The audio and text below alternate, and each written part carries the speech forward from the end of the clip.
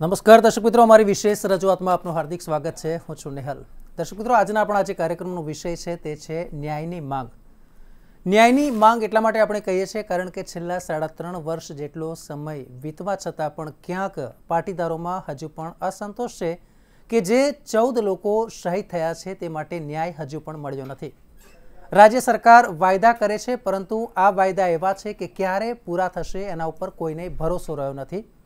એક બાજુ જસદણની પેટા ચૂંટણીને લઈને જે રીતે જંગ જામ્યો છે, એક નેતાઓ જે ત્યાં ઉમટી પડ્યા છે, જ્યારે એમ થાય કે આખા રાજ્યની ચૂંટણી આવતો હોય તેવો માહોલ જસદણમાં જોવા મળે છે, ત્યારે આ બાબત પણ ક્યાંક એ બાબતની સાક્ષી પૂરે છે કે ક્યાંક કદાચ સરકારને હવે એ ડર સતાવી રહ્યો છે કે લોકો છે તે સરકારની વિરુદ્ધમાં છે અને એટલા જ માટે ક્યાંક ચિંતા પણ પ્રગટ કરી રહ્યા છે। ત્યારે અમદાવાદમાં શહીદ પાટીદારોને ન્યાય મળે અને સવર્ણોને અનામત મળે તે માટે પાટીદારો દ્વારા ન્યાય યાત્રા પણ કાઢવામાં આવી છે। મહત્વપૂર્ણ છે કે આ યાત્રાની જો વાત કરવામાં આવે તો ગાંધી આશ્રમથી ગાંધીનગર સુધીની આ યાત્રામાં અનેક લોકો જોડાયા હતા અને સરકારને એક પ્રકારે વિનંતી કરી હતી કે હવે વહેલા ચેતી જાઓ અને વહેલામાં વહેલો ન્યાય આપો। ત્યારે આ જ મુદ્દાને લઈને જો વાત કરવામાં આવે તો એસપીજીના નેતા લાલજી પટેલ સાથે પણ આપણે ખાસ વાતચીત કરી હતી। આવો આપણે સાંભળીએ તેના અંશ। જો અમે જ્યારે જે પણ પરિવારનો દીકરો શહીદ થઈ ગયો હોય, હવે એમને વારંવાર મહિનાની અંદર અમારા 20-25 પ્રોગ્રામ હોય તો એ લોકોને ડિસ્ટર્બ કરવા નથી માગતા, કારણ કે જેટલા પણ આંદોલનકારી છે અમે ઘરે જઈને પણ વારંવાર મળી આવ્યા છીએ અને કહ્યું છે કે તમારા દીકરાની ખોટ અમે બધા દીકરાઓ છીએ અને જે માગણી છે એ અમે તમારા દીકરા તરીકે સરકાર સામે રજૂ કરીશું અને જ્યાં સુધી પૂરી નહીં થાય અમારો જીવ જતો રહેશે પણ અમે તમારી માગણી પૂરી કરીશું। તો એમના દીકરા તરીકેના અમે બધા જ કાર્યકર્તાઓ ઉપસ્થિત રહી અને અમે માગણી માટે લડી રહ્યા છીએ। છેલ્લા 3.5 વર્ષથી લડી રહ્યા છીએ। પણ જો સન્માનની વાત આવે, સ્ટેજ ઉપરનો કોઈ પ્રોગ્રામ હોય તો ત્યાં આગળ અમે પરિવારને બોલાવીએ છીએ, ભૂતકાળમાં પણ બોલાવેલા છીએ અને આગળ પણ અમે બોલાવવાના છીએ। એટલે પરિવારના સભ્ય તરીકે આજે જેટલા પણ આંદોલનકારી અહીંયા છે ઉપસ્થિત એ બધા જ લોકો એમના દીકરા તરીકે અમે એમનું જ કામ કરી રહ્યા છીએ।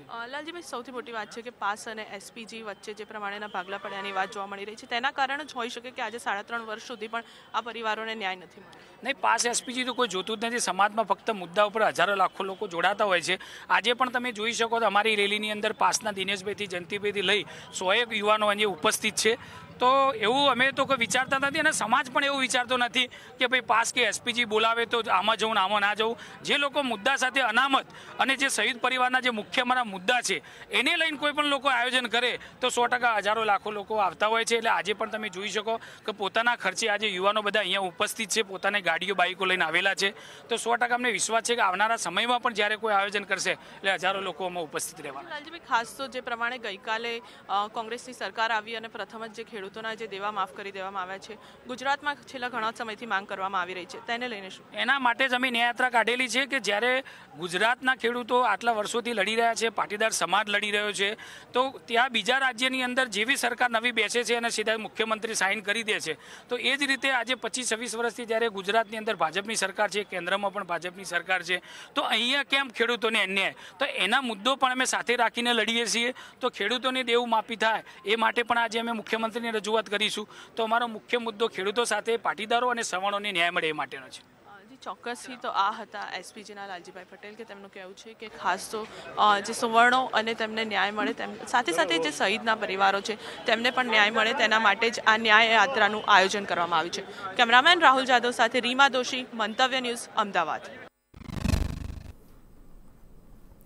તો જે પ્રમાણે લાલજી પટેલનું નિવેદન સામે આવ્યું, બહુ સૂચક બાબત છે કે 2019 માટે હવે જે પાટીદારો છે તે વધુ સજ્જ થશે અને સીધો જ હુમલો રાજ્ય સરકાર ઉપર કરશે અને તેમાં માત્ર જે બિન અનામતની જે વાત છે કે જે જુદી જુદી જ્ઞાતિના પટેલ ઉપરાંત અન્ય જ્ઞાતિના લોકો પણ છે કે જેમને કેટલાક લાભ ચોક્કસ રીતે મળવા જોઈએ તેની પણ એક લડત ચલાવવાની વાત શરૂ થઈ છે। તો બીજો એવો મુદ્દો છે કે જે તાજેતરમાં કહી શકાય કે ભારતીય જનતા પાર્ટીની જે રીતે કારમી હાર થઈ છે, જેમાં ખાસ કરીને દેશનું સૌથી મોટું રાજ્ય એવા રાજસ્થાન, દેશનું દિલ એવા મધ્યપ્રદેશ અને છત્તીસગઢમાં જે રીતે કારમો પરાજય થયો છે, ત્યારે હવે કદાચ જે મોદી અને શાહની રણનીતિ છે તેને પણ બદલવાની ફરજ પડે એવું ચોક્કસ લાગી રહ્યું છે। ત્યારે આ જ વિષય પર આપણે ચર્ચા કરવી છે। ત્યારે પાસ નેતા ગીતાબેન પટેલ આપણી સાથે જોડાયા છે। ગીતાબેન, આપનું હાર્દિક સ્વાગત છે આ કાર્યક્રમમાં। ગીતાબેન, સીધી જ વાત છે ન્યાયની માંગ। કેમ આપણે ન્યાયની માંગ કહીએ છીએ? કેમ આપણે ન્યાય યાત્રા કરવી પડે છે? કારણ કે આટલો સમય વીતી ગયો અને તેમ છતાંય ક્યાંક સરકારના પેટનું પાણી પણ હલ્યું હોય તેવું લાગતું નથી અને હવે લાગે છે કે હવે આર યા પારની લડાઈ માટે તૈયાર રહેવું પડશે, ત્યારે પાસ જે પ્રમાણે આ નિવેદન આપે છે, એસપીજી જે પ્રમાણે નિવેદનો આપે છે, ત્યારે શું આ માત્ર નિવેદન થઈને રહેશે કે પછી હકીકતમાં સરકારને ઢંઢોળવાનો પ્રયાસ કરશે? જો 3.5 વર્ષથી આ અનામત આંદોલનની લડાઈ ચાલી રહી છે, તો એ લડાઈની અંદર 25 ઓગસ્ટની રાત્રે જે કંઈ ઘટનાઓ બની, પાટીદાર સમાજ ઉપર ખુલ્લેઆમ ફાયરિંગ કરવામાં આવ્યા અને અમારા 9 યુવાનોને ગોળી મારીને હત્યા કરી દેવામાં આવી, અને એની માંગણી લઈને હજુ પાટીદાર સમાજ દર ભટકી રહ્યો છે. હજુ પણ પાટીદાર સમાજને ન્યાય યાત્રાઓ કાઢવી પડે છે, હજુ પણ બેનરો લઈને કાર્યક્રમો કરવા પડે છે. જ્યારે પણ ઇલેક્શન આવે છે ત્યારે સરકાર વાયદાઓ કરે છે. 2017માં પણ આ વાયદો થયો હતો, એને આજે 1 વર્ષ ઉપર થવા આવશે. એ વાયદો એ કરવામાં આવ્યો હતો કે પાટીદારના યુવાનો જે શહીદ થઈ ગયા છે એને સહાય આપવામાં આવશે. એ સહાય પછીની સરકાર જેમના દીકરાઓ ગુમાવ્યા છે એમને સરકારી અથવા અર્ધ સરકારી નોકરીમાં આપવામાં આવશે, જેથી કરી એમનું ભરણ પોષણ થઈ શકે પરિવારનું. તો એની અંદર આ મુદ્દાઓ લેવામાં આવ્યા હતા. અને બીજી વાત એ કરવામાં આવી હતી કે 2017માં જે વાયદા કરવામાં આવ્યા હતા એમાં એક મુદ્દો એ પણ હતો કે પાટીદાર સમાજના યુવાનો પર જે ખોટા કેસો કરવામાં આવ્યા છે એ કેસો પાછા ખેંચી લેવામાં આવશે. આ વાતની જાહેરાતો માત્ર કરવામાં આવી છે, એમાંનો હજુ પણ કંઈ પગલાં લેવાયા નથી. હજુ પણ તમે વિચાર કરો કે 1 વર્ષ થયું છતાં પણ હજુ અમારે ન્યાય યાત્રાઓ કાઢવી પડે છે, હજુ પણ સરકાર સામે અમારે આજીજીઓ કરવી પડે છે. તો જ્યારે પણ સરકારને ઇલેક્શન આવે છે ત્યારે માત્ર ને માત્ર મત બેંક, વોટ બેંક તરીકે જોવાના, જુમલેબાજી કરવાની, જાહેરાતો કરવાની. દેશભરમાંથી આ 2 જોડી છે, અમે તો રંગાબિલ્લા જ કહીએ છીએ. આ જોડી માત્ર ને માત્ર, એ પણ સ્પષ્ટ કરી દેજો કે આ રંગાબિલ્લા કોણ છે. આ રંગાબિલ્લા અમિત શાહ અને મોદીને રંગાબિલ્લાની જોડી કહીએ છીએ અમે. આ જોડીએ માત્ર ને માત્ર ગુજરાતની નહીં, બહુ ખુશ હતા અમે બધા, પાટીદાર સમાજ પણ ખુશ હતો કે જેને ઉછેરવામાં પાટીદાર સમાજનો સિંહ ફાળો રહ્યો છે, એને સીએમ માંથી પીએમ બનાવવામાં પાટીદાર સમાજનો બહુ મોટો ફાળો છે. પણ આજે દુઃખ એ વાતનું થાય છે કે જ્યારે 9 યુવાને ગોળીએ ધરપી દીધા 25 ઓગસ્ટના દિવસે, ત્યારે માત્ર 2 શબ્દ નહોતા, 2 શબ્દ બોલ્યા નહીં પાટીદાર સમાજના યુવાનો માટે. એટલે આજે દુઃખ થાય છે કે જે પાર્ટીને અમે ઉછેરીને મોટી કરીને એ પાર્ટી અમને દગો દીધો.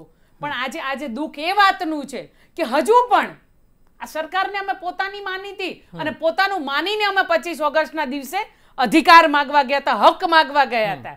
પણ એ હકના બદલીમાં પાટીદાર સમાજની બેન દીકરીઓ પર લાઠીઓ વરસાવવામાં આવી, પાટીદાર સમાજની બેન દીકરીઓને અભદ્ર ભાષાની ટિપ્પણીઓ સાંભળવી પડી અને આપના માધ્યમથી બોલાઈને એવી ભાષાના ઉપયોગ કરવામાં આવ્યા અને પાટીદાર સમાજના યુવાનોને ગોળીએ ધરબી દીધા. અને એવા અસંખ્ય યુવાનો છે જેને ઇન્જર થયું છે. એવી અસંખ્ય યુવાનો, હું મારા જ વિસ્તારની વાત કરું, એક જ ઘરમાંથી બાપ અને દીકરો મૃત્યુ પામ્યા.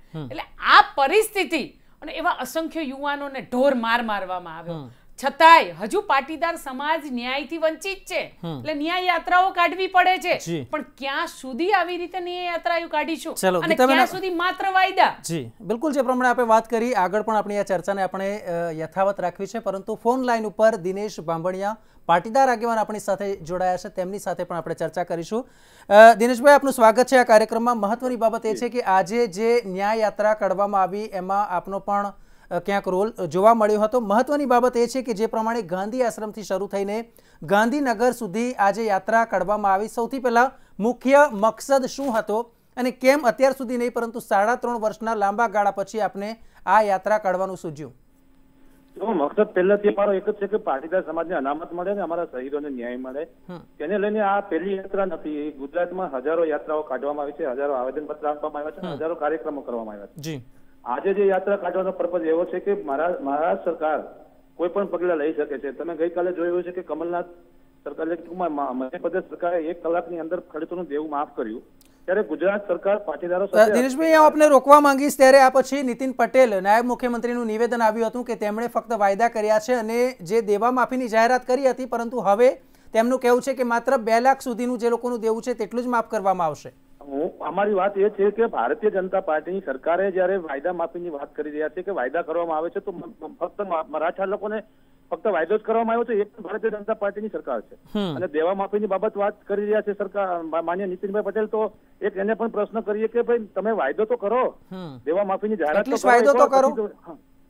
હા, અને બીજી વાત એ છે કે સરકાર ખાલી ને ખાલી આંદોલનને તોડવા માટેના આ કોંગ્રેસ પ્રેરિત છે, આ પેલા પ્રેરિત છે, ફક્ત કાયદાકીય રીતે આટલા તકલીફો છે, આ સિવાયનો કોઈ બાનાબાજી સિવાયની ઇમ્પ્લિમેન્ટ કરતી નથી. 3 વર્ષથી તમને કહું, અનામતની બાબત તો સાઈડમાં રાખો. જે સરકારે જાહેરાત કરી હતી કે શહીદ પરિવારોને નોકરી આપીશું, એ નોકરી પણ હજી આપવામાં નથી આવી. તમામ સરકારી પાછા ખેંચવાની વાત, હા તમામ નહીં, અમે તો સરકારી અર્ધ સરકારી કોઈ પણ નોકરીની માંગણી કરેલી. બીજી વાત એ છે કે તમામ અધિકારીઓને સસ્પેન્ડ કરવામાં આવે, એની પર કેસ દાખલ કરવામાં આવે, એ પણ નથી થયું. તમામ પોલીસ કેસો પાછો ખેંચવાની જાહેરાત કરી હતી. આપે જોયું હશે કે હજુ અમને લોકોને વોરંટ આવી રહ્યા છે, અમારી ધરપકડ થઈ રહી છે. એટલે સરકાર જે વાયદાઓ ખોટા કરી રહી છે તે કોંગ્રેસ ઉપર ઢોળવાના બદલે પાટીદાર સમાજ આજે 25 વર્ષથી ભારતીય જનતા પાર્ટીની વોટ બેંક છે. ગુજરાતથી લઈને દિલ્હીની ગાદીમાં બેસાડવામાં સૌથી મોટો ફાળો હોય તો પાટીદાર સમાજનો છે. ત્યારે સમાજના લોકોએ માંગણી લઈને નીકળવું પડે, એ જ સૌથી મોટી તકલીફ છે. સરકારનું તો એવું પણ કહેવું છે કે હવે અમારું જે વલણ છે એ પહેલા કરતા ઘણું નરમ પડ્યું છે, અને ખાસ કરીને જ્યારે કોર્ટમાં પણ રજૂઆત કરવામાં આવે છે તો સરકાર તરફથી વધુ ને વધુ લોકોને ન્યાય મળે, વહેલામાં વહેલી તકે ન્યાય મળે તે માટે કોનું વલણ અપનાવવામાં આવે છે. શું માનવું છે આપનું? એનો મતલબ એવો થાય કે સરકાર પોતે સ્વીકારી રહી છે કે અમે જ અત્યાચાર કરીએ છીએ ને અમે દબાવવાના પ્રયાસો કર્યા છે. જયારે અમારી કાર્ય નથી ફાવી ત્યારે અમે કોનું વલણ દાખવીએ છીએ. પરંતુ જેમ ગીતાબેને વાત કરી એ રીતે હું એક વાતનું સમર્થન કરીશ કે અમારે કેટલી ન્યાય યાત્રાઓ કાઢવાની, કેટલી વાર અમારે આ રોડ રસ્તા ઉપર કરવાનું. પાટીદાર સમાજની એક સામાન્ય માંગણી લઈને જો સરકાર કહે, અને બીજી સૌથી મોટી વાત તમે જુઓ કે નહીં આંદોલનકારીઓ સાથે વાતચીત કરવાની, નહીં કોઈનો ઉકેલ લાવવાના પ્રયાસો થવાના, નહીં મિટિંગો થવાની, ફક્ત ને ફક્ત બાના કાઢી અને ગેરમાર્ગે દોરવાના સમાજના પ્રયાસો થઈ રહ્યા છે. પણ અમારી એક વાત એમ છે કે જ્યાં સુધી પાટીદાર સમાજના શહીદોને ન્યાય નહીં મળે અને અનામત નહીં મળે ત્યાં સુધી અમે લડતા રહેવાના છીએ. કોઈ પણ રીતે લડવાનું થાય. બિલકુલ. દિનેશભાઈ, આપ અમારી સાથે જોડાયેલા રહેજો. આપણી આજે ચર્ચા છે આપણે આગળ પણ વધારીએ છીએ. ગીતાબેન, આપની પાસે આવવા માંગુ છું. અત્યાર સુધી જો વાત કરવામાં આવે, આનંદીબેન પટેલની જો વાત કરવામાં આવે તો એક સમયે ગુજરાતના મુખ્યમંત્રી હતા અને અત્યારે તેઓ મધ્યપ્રદેશ અને છત્તીસગઢના ગવર્નર બની ગયા છે. તેવી જ રીતે નીતિન પટેલની જો વાત કરવામાં આવે તો તેઓ નાયબ મુખ્યમંત્રી છે, અને તેવી જ રીતે જીતુ વાઘાણીની વાત કરીએ તો તેઓ અત્યારે પ્રદેશ પ્રમુખ ભારતીય જનતા પાર્ટી છે. આટલા નેતાઓ અત્યારે પાટીદારોમાં હોય છતાંય તમને કેમ એમ લાગે છે કે જે ભારતીય જનતા પાર્ટી તરફથી જે હકારાત્મક પ્રતિસાદ મળવો જોઈએ તે હજુ સુધી નથી મળ્યો? જો 2017 પહેલા પણ અમારા 44 ધારાસભ્યો હતા છે અને અત્યારે પણ છે, પણ પાટીદાર સમાજનું પ્રભુત્વ હોવું, ધારાસભ્ય હોવા, પ્રદેશો પ્રમુખ હોવા કે નાયબ મુખ્યમંત્રી હોવા, એનાથી કંઈ પાટીદાર સમાજને ન્યાય મળી જાય છે એ તમે પણ જોઈ શકો છો. ના ના, અહીંયા કહેવાનો મતલબ એ છે કે જ્યારે એમની પાસે આટલું મોટું પદ છે, તેઓ જ્યારે નાયબ મુખ્યમંત્રી હોય, તેઓ જ્યારે મુખ્યમંત્રીના પદ ઉપર રહેલા હોય તો તેમની સત્તા છે તેઓ ધારે તો કરી જ શકે છે. એવું નથી કે આઈએએસ ઓફિસર છે એ અધિકારી છે, ઉચ્ચ અધિકારી છે, તેમની જવાબદારી સુપેરે નિભાવે છે, પરંતુ મંત્રી કોઈ નિયમ લાવે છે તો એનું પાલન પણ તેઓએ કરવાનું હોય છે. એટલે અહીંયા લાગે છે કે ક્યાંક સરકારમાં ઈચ્છા શક્તિનો અભાવ જોવા મળે છે. નેવુલ, તમને લાગે છે કે ગુજરાત સરકારના કોઈ પણ મંત્રી કે પ્રદેશ પ્રમુખ કે ઇવન સીએમ પણ કઈ પોતાની જાતથી નિર્ણય ગુજરાતની અંદર લઈ શકતા હોય એવું લાગે છે તમને? માત્ર ચાવીવાળું રમકડું બેસાડી દીધું છે. એ પોતે જાતે, હું એવું કહું છું કે એમના ઘરમાં એમને ઉપરથી કીધા વગર કોઈ શાક નહીં બનતું હોય, આ પરિસ્થિતિ હશે ગુજરાતની. આ સાચી વાસ્તવિકતા છે. તમે વિચાર તો કરો, પાટીદાર સમાજના આ 2017 એમને જ વાયદા કરેલા છે. આ અમે કઈ નથી કરેલું, આ એમને જ વાયદા કરેલા છે. તો એ વાયદા પૂરા કરી નથી શકતા. અમારા ભલે તમે કહો છો મેં જેમ કીધું ને કે આ ચાવીવાળા રમકડા છે, આ કશું નથી કરી શકતા પેલી બે જોડી સિવાય, રંગા બિલ્લા સિવાય. એટલે આ એમના કીધા સિવાય કાંઈ થતું નથી. પણ આમને એટલી ખબર નથી કે આ પાટીદાર સમાજ છે, અને પાટીદાર સમાજ જો આ પાર્ટી બનાવવામાં આટલો મોટો તાકાત ને ક્ષમતા ધરાવતો હોય તો એ પાટીદાર સમાજ કહેવાય ને પછાડવા માટે પણ એ પાટીદાર સમાજ સામે આવી શકે છે. એટલે અમને એ નથી ખબર, પણ જ્યારે ઇલેક્શન આવે છે ને ત્યારે જાહેરાતો થાય છે, પણ એનું કહેવાય ને નિરાકરણ નથી આવતું. પણ હજી પણ સરકારે જે પગલાં લેવા જોઈએ એમાં સરકાર બિલકુલ નિષ્ફળ રહી છે. અને હજુ આગળના દિવસમાં હું એમ માનું છું કે ભગવાન આ સરકારને સતબુદ્ધિ આપે અને પાટીદાર સમાજની જે માંગણીઓ છે એને જલ્દીથી જલ્દી પૂરી કરવામાં આવે. તમે વિચાર કરો કે મહારાષ્ટ્રની અંદર ફડણવીસ સરકારે કેટલું સરસ, આ એ જ સરકાર 2 જગ્યાએ ભાજપની સરકાર છે, તો આ જ સરકારને બુદ્ધિ આવી શકતી હોય તો અહીંયા કેમ નહીં? કારણ કે અહીંયા કોઈ નોલેજ વાળું માણસ જ નથી. ખાલી માત્ર ને માત્ર જેમ ભજન મંડળી ચલાવતા હોય એવી રીતે ચલાવ્યા કરે છે. તમે કેસોની વાત કરો છો. કેસોમાં એક સરસ ઉદાહરણ આપું. જ્યારે આ બધા જ અમારા રાજદ્રોહી છે, દિનેશભાઈથી માંડીને દરેક લોકો, એની ચાર્જશીટે બની ગઈ, એના કેસો ચાલવા માંડ્યા. તો એ જ કેસો પાટીદાર સમાજના 25 ઓગસ્ટની રાત્રે સીસીટીવી ફૂટેજો પણ આપના પાસે પણ હશે, અને અમે આનંદીબેનની સરકાર હતી એ વખતે પણ અમારા ફૂટેજો એમને આપેલા છે. તો એ ફૂટેજો એમની પાસે છે, પ્રૂફ એમની પાસે છે. તો ઇવન હું કહું ને તમને કે એક કેસ પણ દાખલ હજુ સુધી સરકારે કર્યો નથી. એટલે માત્ર ને માત્ર પાટીદાર સમાજને હંમેશા લોલીપોપ આપવામાં આવ્યો છે, અને પાટીદાર સમાજનો આ સરકારે હંમેશા ને હંમેશા ઉપયોગ કર્યો છે. બાકી કાંઈ જ કર્યું નથી. જ્યારે આપવાનો સમય આવ્યો ત્યારે માત્ર ને માત્ર પાટીદાર સમાજને ધોકા આપવામાં આવ્યા. બિલકુલ. દિનેશભાઈ, આપની પાસે આવું છે. મહત્વના મારે 2 સવાલ પૂછવા છે. લાગે છે કે જે પ્રમાણે 3.5 વર્ષે પણ હજી આપણને ક્યાંક ન્યાય નથી મળ્યો, તો 12 મહિના પહેલા કદાચ પાટીદારોથી શું એવી ભૂલ થઈ છે કે જેને કારણે ભારતીય જનતા પાર્ટીના ખોળામાં 99 જેટલી સીટ આવી ગઈ? એક સવાલ આ પૂછવો છે. ને બીજો સવાલ એ છે કે લાગે છે કે આટલા આંદોલનો પછી પણ સરકારના પેટનું પાણી નથી હલતું, તો કદાચ પાટીદારોએ હવે પોતાની રણનીતિ બદલવાની જરૂરિયાત ઊભી થઈ છે. શું કહેશો? ના, 2 વસ્તુ. એક વાત સ્વીકારવી જરૂરી છે કે અમારું પરિણામ નથી આવ્યું. એના ઘણા બધા કારણો સરકાર કરતા પણ અમારી આંદોલન ચલાવતી ટીમોમાં પણ થયા છે. નૈતિકતાથી એક વાત કરીએ તો આજે જે ગીતાબેન વાત કરી રહ્યા છે તેને હું એક સવાલ કરવા એ બાબતમાં જાણ પણ કરવા માંગીશ કે આજે એસપીજી દ્વારા ન્યાય યાત્રા કાઢવામાં આવી, એટલે કે પાટીદાર સમાજના કોઈ પણ સંગઠનો દ્વારા જયારે ન્યાય યાત્રા કાઢવામાં આવે છે ત્યારે ફક્ત આ પાસની યાત્રા નથી, એટલે પાસના કોઈ કન્વીનરો ત્યાં હાજર રહેતા નથી.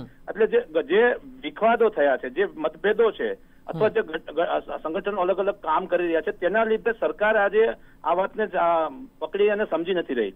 આપને ધ્યાન દોરું કે મરાઠામાં કોઈ પણ લીડર વગર સમાજ એક થઈને જયારે લડાઈ કરતો હતો ત્યારે એનું પરિણામ આવ્યું હતું. અને હજી પણ અમારે આ નઠારી, તાનાશાહ અને જે કહેવાય ને કે આંધળી બેરી સરકારની સામે લડત કરતા. દિનેશભાઈ, લાગે છે કે ત્યાં જે આંદોલન ચાલ્યું તેમાં મી મરાઠાનો શબ્દ ઉપયોગ થતો હતો કે અમે તમામ જે મરાઠા છે તેને અનામત જોઈએ છે, અને આ એક જે ચળવળ છે તેની સામે ફડણવીસ સરકારે ઝૂકવું પડ્યું એવું લાગી રહ્યું છે. પરંતુ અહીંયા જે ચળવળની વાત કરીએ તો પહેલા માત્ર પાટીદાર પૂરતી હતી, અને ત્યાર પછી વાત આવી એ સવર્ણો પૂરતી આવી.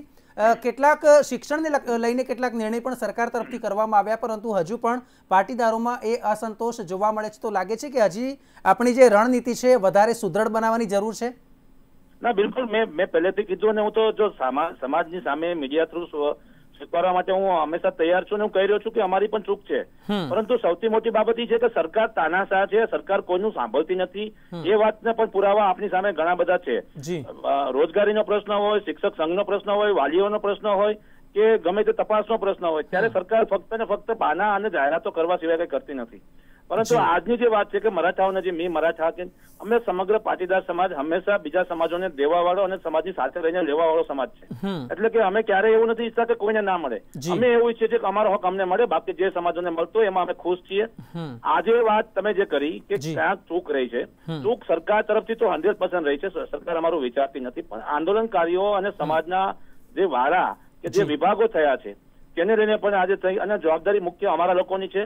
અમે જે લોકો સમાજને એક કરવાની વાત કરી રહ્યા છીએ, અમે લોકો એક મંચ ઉપર નથી બેસતા ત્યાં સુધી આ પ્રશ્ન ક્યારે સોલ્વ નહીં થાય, એવું મારું વ્યક્તિગત અને અંગત મંતવ્ય છે. બિલકુલ. આપ અમારી સાથે ફોન લાઈન પર જોડાયેલા રહેશો. ગીતાબેન, આપની પાસે આવું છું. એક મહત્વનો સવાલ છે કે લાગે છે કે હવે જે પ્રમાણે થોડા દિવસો પહેલા જે પ્રમાણે સુરતમાં જે રેલી કાઢવામાં આવી, અને ત્યાર પછી જે હાર્દિક પટેલે પણ કીધું કે હવે હું જે પ્રાયોરિટી નેતા તરીકે હવે હું નહીં આવું, તો લાગે છે કે ક્યાંક ને ક્યાંક પાસમાં પણ ફૂટપાથ પણ જોવા મળે છે, ને સાથે હવે હાર્દિક પટેલને કટ ટુ સાઇઝ કરવાનું હોય તેવું પણ ક્યાંક ષડયંત્ર ચાલી રહ્યું છે. જો એ હાર્દિકભાઈએ જ્યારે નિવેદન આપ્યું હતું અલ્પેશ કથરિયાનું, ત્યારે એ નિવેદનની કોઈને જાણ નહોતી, અને સુરતની અંદર એમને નિવેદન આપી દીધું હતું. અને અલ્પેશ કથરિયા બહુ સાફ અને સ્વચ્છ છબીવાળો ચહેરો છે, અને પોતે બી એક લડાયક વ્યક્તિ છે, અને એમને જો જવાબદારી હાર્દિકભાઈએ આપી છે તો એની સાથે મળીને અને અલ્પેશભાઈએ બહુ કહેવાય ને સારી રીતે સ્પષ્ટતા કરી છે કે ભાઈ અમે 2 ભાઈઓ છીએ, અને ભાઈઓ સાથે મળીને આંદોલન કરવાના છીએ. અને આ અલ્પેશભાઈને જે જવાબદારી આપી છે એ પણ કેપેબલ છે, અને પાટીદાર સમાજને ન્યાયની વાત છે. એટલે વાદ વિવાદ વિખવાદ આ બધું કામ કોનું છે? ભાજપ સરકારનું છે. જ્યારે ઇલેક્શન હોય કે કંઈ પણ રીતે આંદોલનથી ડર એટલો લાગે છે કે કોઈ પણ સંજોગોમાં વાડા પાડવા, વાદ વિવાદ ઊભો કરવો. એસપીજી પાસની માંગ તો એક જ છે, લડી તો બે એક જ માંગથી રહ્યા છે, બે સંસ્થાઓ છે. અને અલગ કહેવાય ને કે જેમ આપણું આઝાદીની લડાઈનું આંદોલન હતું તો ગાંધીજીને ભગતસિંહની વિચારધારાઓ અલગ અલગ હતી, પણ લડાઈ તો બધાની એક જ હતી ને. તમે નથી આવ્યા તો તમને ભારતીય જનતા પાર્ટી વાળાએ ના પાડી હતી. અમને કોઈ ના જ નથી પાડી દિનેશભાઈ. કેમ? અને સમાજની ન્યાયિક માંગણીમાં શું કામ નથી આવવામાં આવતું? એના કારણો દિનેશભાઈ હું તમને જવાબ આપી દઉં. એવું જરૂરી નથી કે દરેક રેલીઓમાં સમય હોય અને ના પણ આવી શકાય. બધાની વાત હું નથી કરતો બેન. હું વાત એ કરી રહ્યો છું કે પાસના એક પણ આગેવાન 20 દિવસથી જો જયંતિ કાકા ત્યાં હાજર હતા એવું લાલજીભાઈએ કહ્યું એવું તો માનવા જેવી વાત નથી. જો અને આ પાસ એસપીજી કાર્યક્રમ એમના રીતે કરતા જ હોય છે. ક્યારેય એવું આ વિવાદ તમે ઊભો કરો છો, બાકી એસપીજી એની રીતે કાર્યક્રમ કરતા હોય છે, પાસ એની રીતે કાર્યક્રમ કરતા હોય છે, પણ એવું ક્યારે નથી બન્યું કે તમે અહીંયા ના આવ્યા. તમે દિનેશભાઈ મૂળ વાત જ એ છે કે જે ફાટફૂટ પડી છે તેમાં જે પાસ છે તે ક્યાંક અલગ થઈ છે, એસપીજી છે ક્યાંક અલગ થયું છે, અને આને કારણે જે મતાંતર ઉભા થયા છે ને એનો ક્યાંક ભારતીય જનતા પાર્ટી ફાયદો લઈ જતું હોય તેવું સ્પષ્ટ લાગે છે. જી ગીતાબેન, આપણે સમયની મર્યાદા છે એટલે આપણે કાર્યક્રમને હું એક વાત કહીને પૂરી કરી દઉં. અમે તમને ઉદાહરણ એ આપ્યું કે આઝાદીની લડાઈ હતી, ગાંધીજીની વિચારધારા અલગ હતી અને શહીદ ભગતસિંહની વિચારધારા અલગ હતી. લડાઈ કે દેશને આઝાદ કરો માંગ તો બંનેની એક જ હતી. એટલે પાસ અને એસપીજી એક જ મુદ્દા સાથે લડી રહ્યું છે. મતલબ એ નથી કે કોણ ક્યાં જાય છે કે નથી જતો. આ વિવાદ છે માત્ર ને માત્ર ભારતીય જનતા પાર્ટીને મુદ્દો ઉભો કરવાનો.